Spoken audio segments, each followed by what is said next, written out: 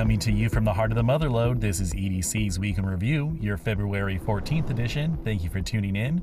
Happy Valentine's Day to everybody. For the weather this week, starts off cool and partly cloudy, with clouds sticking around through Monday, but midweek, the sun makes a steady comeback, bringing clearer skies and slightly warmer weather as we head towards Thursday and Friday. A calm and mild stretch overall. Now on to our top stories. Man dies at Lake Tahoe Casino.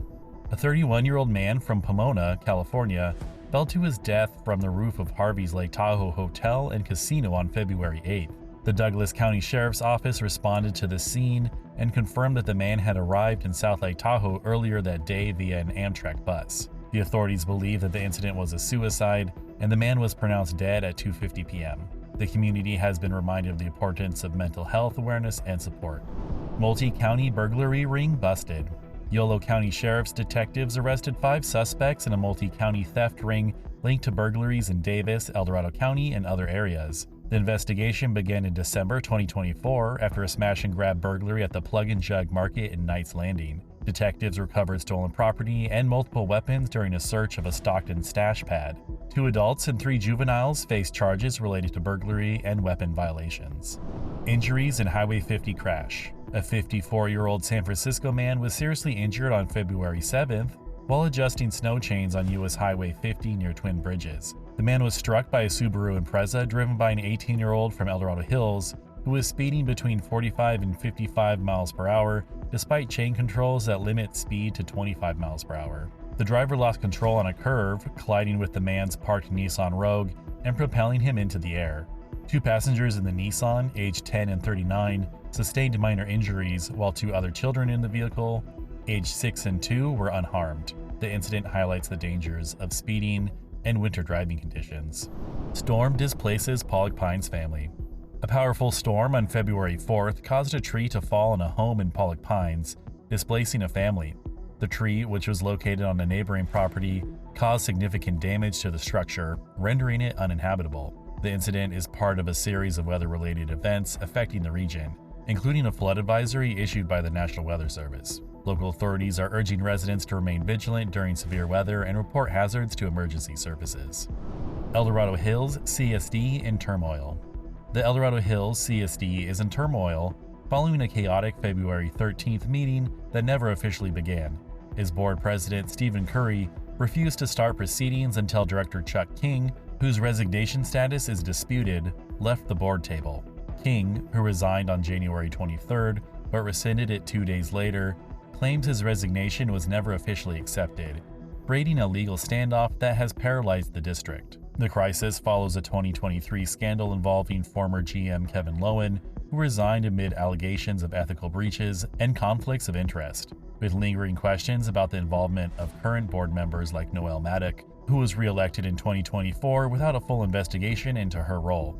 To further the destabilization, GM Mark Hornstra resigned hours before the scheduled Thursday meeting, citing a deteriorating environment, as did the recent resignation of the Director of Human Resources, Elise Harding. The board's inability to resolve King's status has stalled critical projects, including the acquisition of the old executive golf course, and sparked calls for a forensic audit to address concerns about financial mismanagement. During the meeting, legal counsel cited the de facto director doctrine, allowing King's participation for now, but acknowledged only a judge can definitively resolve the issue. Community members expressed frustration over the lack of transparency and accountability, with residents like Chris Cockrell demanding immediate disclosure of resignations and financial records. Despite the chaos, the community showed determination to fix the CSD, with speakers like Isaac Dixon of the EDH Baseball and Softball Club and Dan Muncher of the county's Republican Party urging the board to move forward and refocus on serving the public. The EDH CSD now faces a critical juncture, with the community's engagement offering hope for accountability and reform, even as the district remains mired in dysfunction.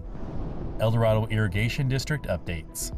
The El Dorado Irrigation District Board of Directors approved several funding requests during its February 10th meeting, including $425,000 for canal and flume improvements. The board also celebrated the near completion of the $10.4 million Hanson project, a software upgrade that came in under budget. Additionally, the district is preparing to commemorate its 100th anniversary with monthly themes highlighting its history and achievements. The next board meeting is scheduled for February 24th. Placerville City Council updates. The Placerville City Council met on February 11th to discuss several key issues, including the economic impact of Marshall Medical Center, which is projected to generate over $5.4 billion in economic output over the next decade. The council also reviewed the Clay Street to Locust Avenue sewer line relocation project, which aims to address aging infrastructure and is set to begin construction in spring 2027. Additionally, the council approved a $325,000 contract to upgrade downtown parking meters, which have been frequently malfunctioning since their installation in 2017. A 1.6% increase in traffic impact mitigation fees was also approved to fund infrastructure improvements related to new developments. Budget cuts for El Dorado County. The El Dorado County Board of Supervisors cut funding for outside agencies to address a $2 million budget shortfall in the 2025-26 discretionary transient occupancy tax budget. Public safety agencies were spared, but economic development and tourism promotion took significant hits, with cuts to organizations like the El Dorado County Visitors Authority and the Tahoe South Shore Chamber of Commerce. The board also reduced contributions to the Road Fund and the Planning Economic Development Division. Supervisors emphasized the need to prioritize public safety and infrastructure while exploring long-term funding solutions. And now for some news nuggets. The El Dorado Youth Action Council is hosting a free screening of Fentanyl High on March 12th at Placerville Cinema West, featuring expert discussions and a resource fair. The City of Placerville is organizing a cleanup for the El Dorado Trail on March 1st from 12 to 2 p.m. with volunteers meeting at Mosquito Park and Ride. All About Equine Animal Rescue is hosting its Boots and Bling fundraiser on May 17th at the Cameron Park Community Services District Gymnasium to support horse rescue efforts. The Garden Valley Fire Protection District improved its ISO rating to 4x4X, potentially lowering insurance premiums for residents. El Dorado County is celebrating 50 years of its sister city relationship with Warabi, Japan, with events from April 25th to May 3rd, including cultural exchanges and a scavenger hunt. All El Dorado County libraries will be closed from February 15th to 17th for President's Day, reopening on February 18th. Ian Book, an El Dorado Hills native and Oak Ridge High School alumni, won Super Bowl 59 as a backup quarterback for the Philadelphia Eagles. The Ashby House received a new roof, funded by community donations to shelter homeless youth. The FBI Sacramento Field Office is accepting applications for its Spring Teen Academy, open to high school juniors by February 21st. And on to our closing stories. Poetry Out Loud Finals. 4 high school students competed in the Poetry Out Loud 2025 El Dorado Finals on February 6th at Imagination Theater.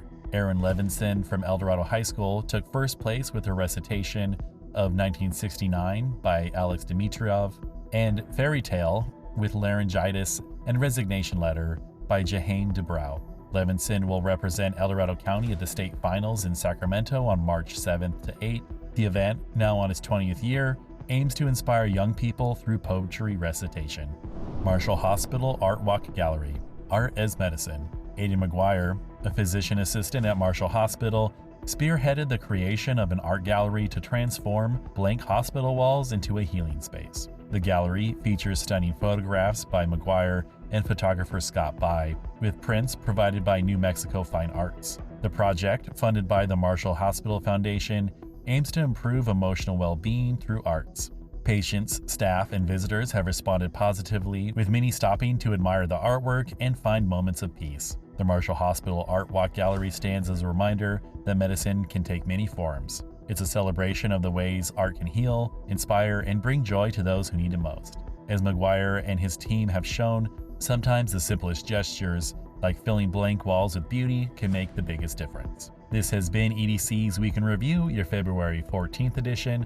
Thank you for tuning in, and as always, if you enjoy our content, please like, subscribe, and share with a friend. And if you want to learn more about these stories, please see the show notes.